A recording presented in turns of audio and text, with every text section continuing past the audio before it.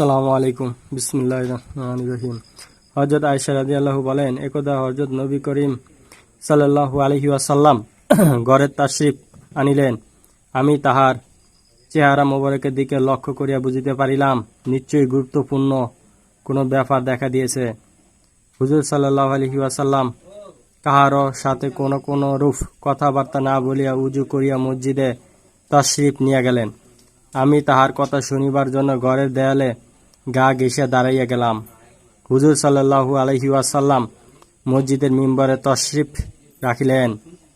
অতঃপর আল্লাহর প্রশংসা বর্ণনা করিয়া ইরশাদ ফরমাইলেন, হে লোক সকল, আল্লাহ তাআলা বলেন, তোমরা সৎ কাজের আদেশ ও অসৎ কাজের নিষেধ করিতে থাকো, নতুবা এমন সময় হয়তো আসিয়া পড়িবে যখন তোমরা দোয়া করিবে কিন্তু উহা কবুল করা হইবে না, তোমরা সওয়াল করিবে কিন্তু উহা পূরণ করা হইবে না, তোমরা শত্রুর বিরুদ্ধে আমার নিকট সাহায্য প্রার্থনা করিবে কিন্তু আমি তোমাদিগকে সাহায্য করিব না। হুজুর সাল্লাল্লাহু আলাইহি ওয়াসাল্লাম এই পবিত্র কথা কয়টি বলিয়া মিম্বার হইতে নামিয়া আসিলেন।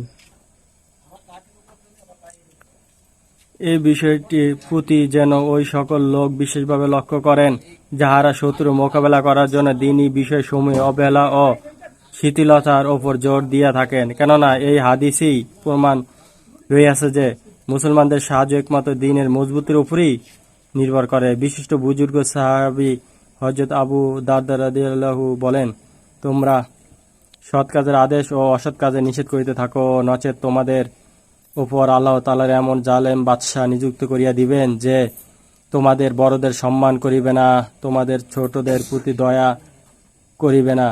ওই সময় তোমাদের বুজুর্গ ব্যক্তিগণ দোয়া করিবেন কিন্তু উহা কবুল হইবে না, তোমরা সাহায্য চাইবে কিন্তু সাহায্য করা হইবে না, তোমরা ক্ষমা চাইবে কিন্তু ক্ষমা করা হইবে না।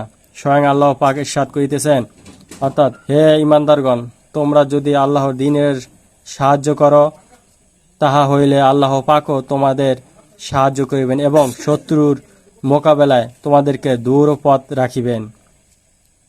অন্য আয়াতে ইরশাদ হইয়াছে, অর্থাৎ, যদি আল্লাহ পাক তোমাদেরকে সাহায্য করেন তবে তোমাদের ওপর কেউই জয়লাভ করিতে পারিবে না, আর যদি তিনি তোমাদেরকে সাহায্য না করেন তবে আর কে আছে যে তোমাদেরকে সাহায্য করিতে পারে। আর মুমিনদের একমাত্র আল্লাহর উপরই ভরসা করা উচিত।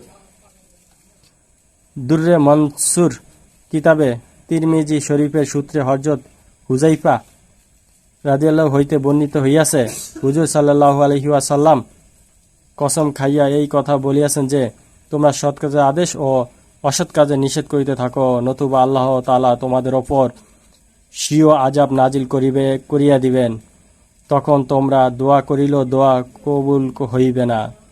আমার বুজুর্গ বন্ধুগণ, এখানে পৌঁছিয়া প্রথমে চিন্তা করুন, আমরা